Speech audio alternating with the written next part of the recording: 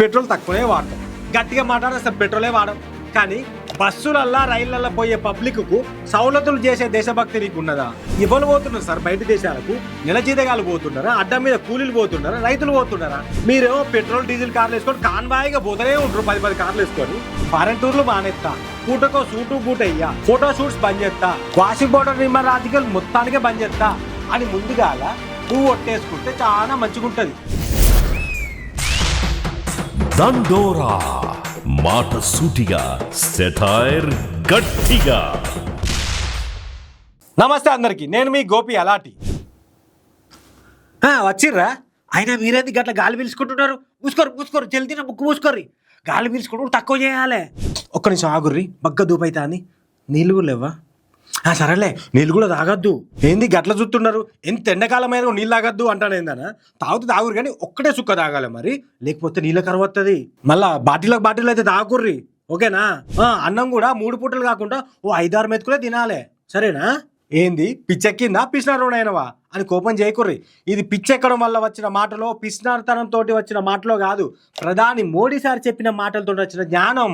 మీరు కూడా మోడీ సార్ చెప్పిన మాటలని జర మారురి. हमें पेट्रोल डीजल का उपयोग कम करना होगा. जिन लोगों के पास इलेक्ट्रिक व्हीकल है वो भी कोशिश करें कि इलेक्ट्रिक व्हीकल का ज्यादा से ज्यादा उपयोग करें.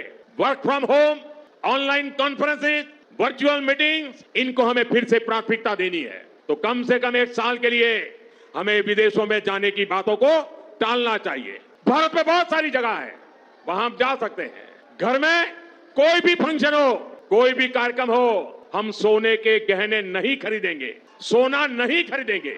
నిన్న తెలంగాణకు వచ్చిన మోడీ సారు మాట్లాడిన మాటలు గివి. పెట్రోల్ వాడకుర్రి, కరెంట్ బండ్లు వాడుర్రి, కరోనా అప్పుడు చేసినట్టు వర్క్ ఫ్రం హోమ్ చెయ్యిర్రి, ఆన్లైన్ మీటింగ్ పెట్టుకోర్రి, ఎక్కువ విదేశాలకు పోకుర్రి, ఏడాది దాకా బంగారం అసలే కొనకుర్రి, వంట నూనెలు తక్కువ వాడుర్రి, మధ్యతరగతి పబ్లిక్ ఏమన్నా కార్యాలు ఉంటే పెద్దగా చేసుకోకుర్రి అని కొన్ని చెప్పిండు గిట్లా.